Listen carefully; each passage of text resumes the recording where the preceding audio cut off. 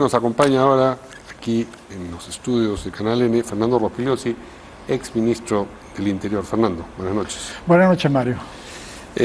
Supongo que habrás estado atento a los cambios que se han producido en la policía por no sé cuánta vez durante este gobierno. Quinta vez. Quinta vez el comandante general. Sí, de todos los mandos en realidad, y 7 ministros del Interior. ¿Qué impresión te deja esa, aparte de lo inestable, que es lo más evidente, esa mutabilidad? Bueno, lo obvio, ¿no? Primero, a Castillo y a sus secuaces no les interesa para nada la seguridad ciudadana, porque es evidente que con tantos cambios, sin tener una política además, todos los cambios hacen que no haya ninguna posibilidad de mejorar la calidad de este servicio público. En segundo lugar, que lo único que le importa realmente es el control político de la policía para sus fines. Entre otros, evitar que descubran sus casos de corrupción.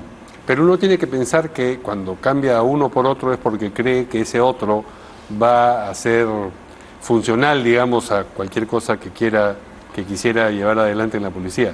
La circunstancia de que cambie y vuelva a cambiar y vuelva a cambiar, quiere decir entonces que esos cambios no le han funcionado. O que terminan en escándalos, por ejemplo. Al primer comandante de la policía que puso, este general Gallardo, le fue funcional, pero estalló el escándalo de los ascensos corruptos. Sí. Entonces tuvieron que sacarlo y así. Y además, como han ido cambiando ministros, algunos ministros han querido poner a otros jefes policiales. Entonces es un desastre total. Una de las características de este gobierno, que es un gobierno anormal, es que a Castillo no le interesan los ministros, salvo algunos, los que le ayudan en sus actos delictivos, digamos, como Silva o como Heiner Alvarado, pero el resto no le importa. A otros presidentes sí le importan sus ministros, se supone que ponen a gente que es de su confianza o gente que creen capaz para manejar determinados sectores. A estos no les interesa en absoluto. Los ponen y los sacan. ¿Con qué criterio entonces? Con el criterio de una utilidad inmediata en algún momento. A ver, le doy un poco a los dinámicos de centro, es decir, a Cerrón, le doy un poco a este, le doy un poco al bloque magisterial. Van haciendo así este tipo de repartija de puestos, o se van buscando alguna gente que creen que le puede ser útil en determinados sectores, y después cuando hay alguien que le pide el puesto o hay alguna presión o algún escándalo, lo votan y cambian y no pasa nada. Ahora, a propósito de las personas que han entrado a los puestos más importantes en la Policía Nacional, ¿tienes tú información? ¿Son personas que cuando estabas tú en el sector ya tenían alguna notoriedad o eran demasiado jóvenes? No, eran muy jóvenes, pero bueno, lo que conocemos, ¿no? El número 2 de la policía, Álvarez, está muy cuestionado. Incluso él fue expulsado de la policía y regresó por resolución judicial. El número 3, por lo que se sabe también, que es el inspector el que tiene que hacer, ver si se sanciona o no se sanciona a Harvey Colchado. Ese señor ha trabajado 10 años para la Universidad Garcilaso de la Vega, siendo oficial en actividad, y según lo que se dice, cobraba 10.000 soles mensuales en la universidad y a la vez estaba en actividad, una cosa absolutamente inconcebible, ¿no? Y servía de espía al entonces rector de esa Universidad Garcilaso de la Vega. Entonces, no son personas que tengan una trayectoria que, digamos, pueda garantizar un buen manejo de la institución policial. Pero nada asegura que dentro de 2 meses no sean cambiados. Así es, así es. Y dicho sea de paso, por ejemplo, al ministro Dimitri Semanche lo censuraron porque no capturaba a los prófugos, pero a los ministros que lo han sucedido, ya nadie les exige que capture a los prófugos. ¿Cuánto tiempo ya nos hemos olvidado, ¿no? De Silva, de Fray Vázquez, no pasó nada. Y también a este oficial que es tan idolatrado hoy día, Colchado, nadie le exige que capture, no ha capturado a nadie. ¿No? Decía, no, ya los va a capturar, los quieren votar porque él los va a capturar. No ha capturado a nadie. O sea, los que se han entregado lo han hecho por voluntad propia, como Pacheco y esta señorita Jennifer. ¿Sería un escándalo que se lo sancionara, sin embargo? Sin duda, sin duda. O sea, lo que hizo en Palacio de Gobierno fue lo que tenía que hacer. Había una orden judicial, estaba el fiscal. No, ahí no ha habido nada que se le pueda atribuir de ilegal o irregular o mal hecho, en absoluto. Y no es un mal policía, pero lo que pasa es que es un policía politizado, que ha servido a los que estaban en el poder en determinado momento para perseguir a sus adversarios políticos. Bueno, pero esto ya comprometió la situación del actual ministro del Interior, porque hoy día, según lo que, por ejemplo, expresaba el congresista Cueto, que estuvo acá antes y que había estado por la mañana en la sesión de la comisión, pues no había sido convincente con sus explicaciones, y esto se va a traducir en una interpelación que puede conducir al fin que han tenido tantos otros ministros. Pero es inútil, ¿no? Es inútil, porque, como dijo alguien, un editorial del Comercio, me parece, tienen que centrarse en los importantes, ¿no? O sea, como te decía antes, hay muchísimos ministros que no le importan en absoluto un comino a Castillo y sus secuaces, pero hay unos que sí le interesan. Heiner Alvarado, por ejemplo, ese sí es importante. El actual ministro del Interior, bueno, que lo quitan. Pero Heiner Alvarado también, hoy día ya se aprobó la interpelación. Ese sí con es 86 votos, que es impresionante. Sí. Ahora, una cosa que es aprobar la interpelación no es lo mismo que ir a la censura, pero... Claro, ya veremos cuántos niños pero hay. Con 20 menos todavía lo censuran, ¿no? Sí. No, yo creo que ahí sí es una labor indispensable del Congreso. Con los otros, bueno, está bien que lo hagan, pero pueden tomarse su tiempo. Pero en el caso de Alvarado me parece que es muy importante, porque además ya le quita las prerrogativas de ministro y lo ponen a disposición de la justicia. Esto a pesar de lo que tú has llamado una democracia zombie. Bueno, eso es obvio, que estamos en una democracia. Pero es decir, esos sí son reflejos del Congreso a pesar de los zombies, digo. No, claro, o sea, no hay que despreciar tampoco lo que el Congreso está haciendo para impedir que el gobierno avance más en sus nefastos propósitos, pero tampoco es que podemos esperar de este Congreso muchas cosas, ¿no? Teniendo en cuenta la cantidad de niños, de delincuentes, de gente comprada que hay ahí, no, eso no va... Pero la censura, Alvarado, ¿sí te parece me parece que una meta verosímil? Sí, e importante. No, sí, claro, importante por supuesto. Sí. Pero... Sí, claro, es una meta verosímil, sí, claro que sí. Lo pueden conseguir, ¿no? Ahora, tampoco va a desarmar el esquema de corrupción del gobierno, no, pero sí va a ser un golpe duro para ellos.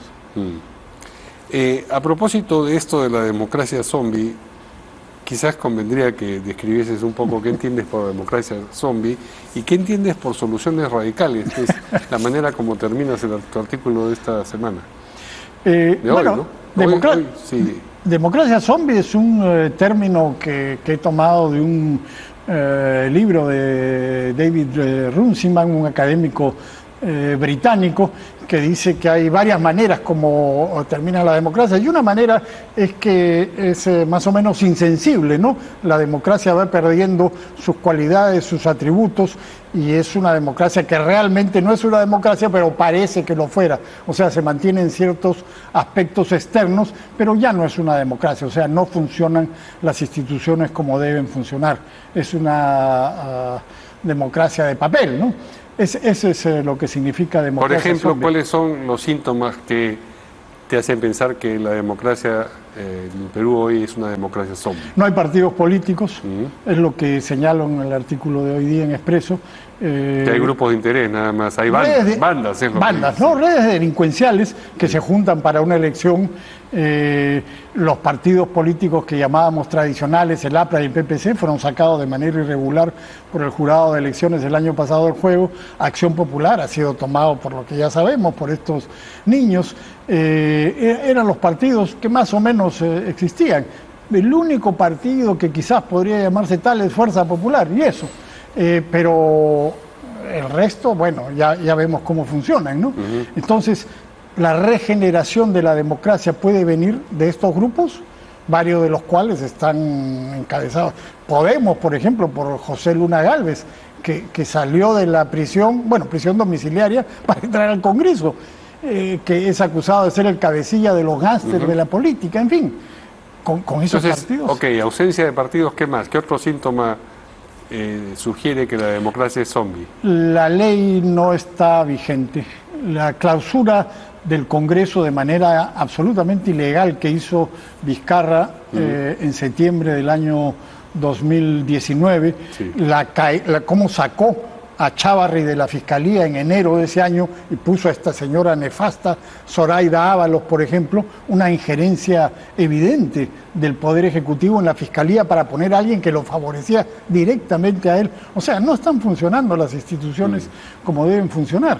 Entonces, ¿y a qué te refieres? No, termina, perdón. sí, esas son algunas de las evidencias de que la democracia no está funcionando. O sea, quedan algunos retazos, ciertamente. Sí. Lo que hemos conversado del Congreso, que todavía hace algunas cosas, en fin. Pero esto se va perdiendo, ¿no? Y yo creo que se va a terminar perdiendo si Castillo sigue algún tiempo más en el poder. Él va a dar un zarpazo. Un zarpazo consistente en que encerrar el Congreso. Sí, claro. Pero no tiene o sea, el la día fuerza que logre el política control... para eso, ¿no? ¿Ah? No tiene la fuerza política para eso. No, lo que necesita es la Fuerza Armada, no la Fuerza Política. No, de acuerdo, pero si lo hace con la Fuerza Armada y no hay un respaldo en la ciudadanía, el escenario es distinto. No hay un respaldo, pero tampoco hay un rechazo, ¿no es cierto? Por eso, los que dicen la calle va a sacar a Castillo así, Ujú. yo no estoy en contra de las marchas, al contrario, yo participo en las marchas, voy a Sí. ellas, pero tampoco me hago la ilusión de que las marchas van a sacar a Castillo, entonces no hay una respuesta por ese lado. Ahora, el final de tu artículo de hoy dice, en síntesis, es un error creer que la democracia zombie, que languidece en el Perú, puede regenerarse solo expectorando a Castillo del gobierno, cosa por demás improbable. Está podrida desde los cimientos. Se requieren soluciones radicales. Bueno, hay que dar rienda suelta a la imaginación. Tú tienes mucha imaginación. Bueno, pero el que ha escrito esto eres tú, no yo. Entonces, Soluciones radicales, se necesita un gobierno de transición. pero para llegar a un gobierno de transición... Bueno, hay muchas alternativas, no hay que pensar en cuáles son las mejores. ¿Tú no has pensado Un en gobierno ninguna? de transición que limpie el terreno y que convoque a elecciones y que pueda hacer elecciones limpias, ¿no? No como las que tuvimos el año pasado.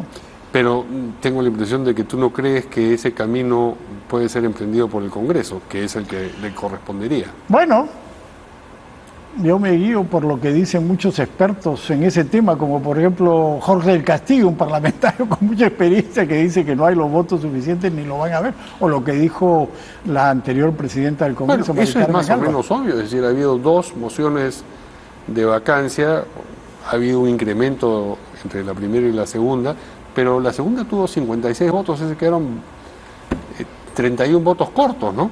Sí, pues. Y seguramente esta vez habría un poco más, pero eso no... Bueno, ese es el mecanismo que tiene la democracia Claro. peruana y que tiene muchísimos sistemas presidencialistas. Tampoco imaginas Pero, el adelanto de elecciones, que se produzca una situación semejante a la del 2001. No, ahí todavía había algo, la del 2000, ¿no? 2000, Algo de institucionalidad sí, claro. y había algo de responsabilidad en los congresistas y algo de vergüenza. Hoy día eso ya no existe, ya pasó la historia, no tienen vergüenza, no tienen responsabilidad, no tienen nada, no les importa nada. Entonces no van a suicidarse, no. Bueno, entonces, ok, no a los 87 votos, no van a adelantar las elecciones. Pensemos, pues, no sé, yo creo que hay que dar vueltas al asunto y tratar de imaginarnos cómo podemos resolver este problema. ¿Y tú conversas de esto con otras personas vinculadas a la política? Es decir, ¿barajan soluciones radicales conversando con alguien? No. Con personas vinculadas a la política, no con amigos, Con amigos. pero con personas vinculadas a la política están en otra.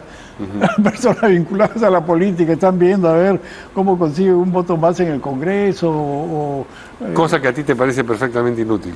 Inútil, a ver si censuran al ministro del Interior, es perder el tiempo, ¿no? No, si se hace no está mal, pero tampoco nos va a resolver ningún problema. Pero la otra cosa, Muy lo bien. último, es que Castillo no se va a quedar tranquilo.